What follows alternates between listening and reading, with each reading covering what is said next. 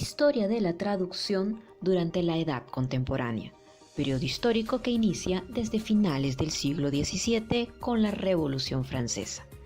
Esta es una edad caracterizada por el nacimiento de la industria, avances e investigaciones científicas y el perfeccionamiento de la tecnología.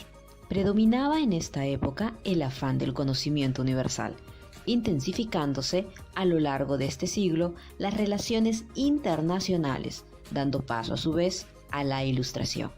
Estos hechos imponen el estudio de la lengua y consiguientemente la elaboración de instrumentos pedagógicos de las mismas.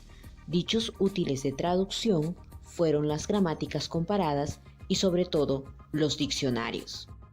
Tras el primer diccionario redactado, empiezan a aparecer diccionarios bilingües o plurilingües de los idiomas modernos.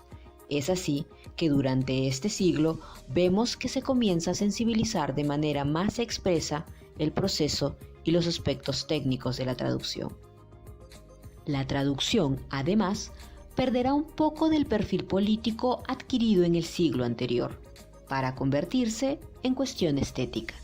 Se empieza a cuestionar la necesidad de salvar las diatopías y diacronías de los textos clásicos. Francia del siglo XVIII.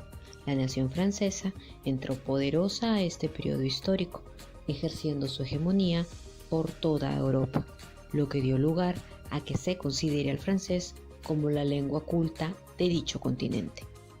La moda francesa se impone, surge la edad de oro de la literatura francesa y aparecen las traducciones bellas infieles, que fue una manera de traducir los clásicos al gusto francés porque se consideraba que los textos clásicos estaban desactualizados.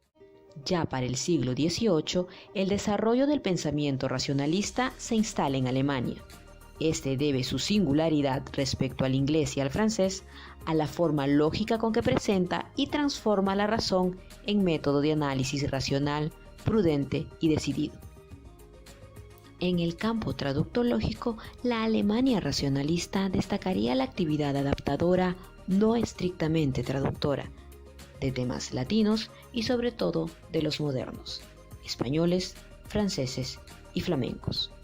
Se haría también de uso corriente el empleo del término adaptación o imitación como un caso de traducción, reflejando el regreso a la traducción literal.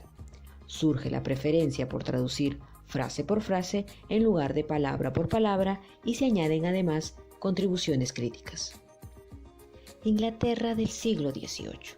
Como cuna de la Revolución Industrial, Inglaterra ve afianzada su hegemonía en este siglo, consolidándose como una potencia mundial desde lo militar, lo económico y lo social.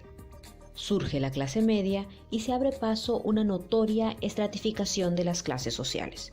Debido a ello, en Inglaterra se eleva el índice de alfabetismo y muchas personas, en su mayoría hombres, saben leer y escribir. Al existir una mayor demanda de productos literarios, surgió una camada de novelistas y de escritores especializados que formaron movimientos literarios específicos.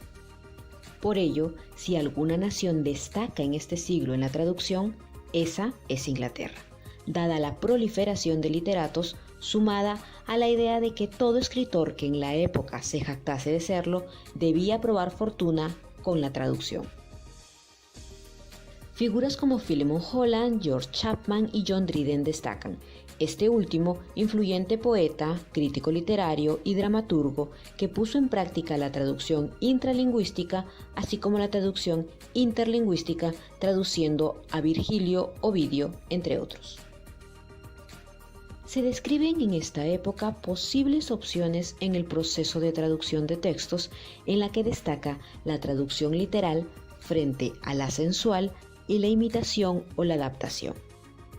Destaca además la normativa de que el traductor de poesía debe ser poeta y congeniar con el autor a fin de conservar el estilo y la forma de escribir original, por lo que el traductor deberá poseer conocimientos lingüísticos extraordinarios.